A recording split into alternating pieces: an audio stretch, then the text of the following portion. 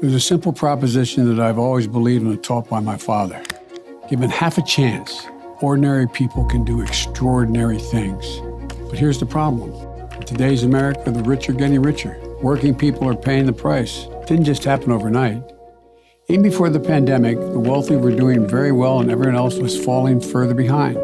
If you're a billionaire, you have more wealth now than you did before the pandemic.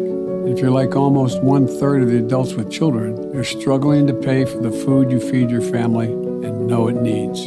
Under the prior administration, the big drug companies got giant tax cuts, while working Americans cut their prescription pills in half to make sure they can last a month.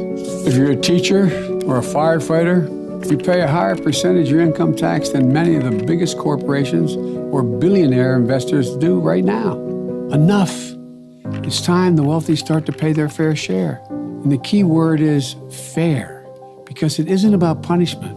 It's about fairness. That's why my Build Back Better agenda will level the playing field by rewarding work, not just wealth. We're going to put money directly into the pockets of American workers. How?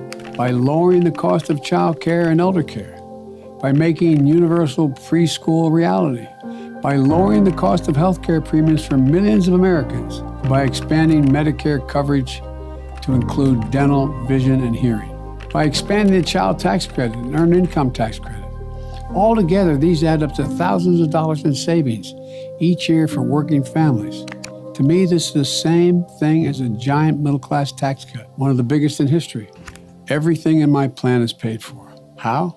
By asking big corporations, the wealthiest Americans, to begin to finally start paying their fair share. The days of the biggest, most profitable corporations paying zero in federal tax need to end. My plan will do one more thing. It'll create millions of good-paying union jobs by dealing with the existential threat of climate change. There is simply no more time to waste. You see it every day. And as we pull out of this pandemic, we have a fundamental choice to make. We're just going to go back to the way things were, with the rich getting richer and working people being cut out of the deal. Or are we going to build a new economy, one from the bottom up and the middle out, not from the top down? I know my answer. The time is now. It's not enough just to build back. Folks, it's time to build back better.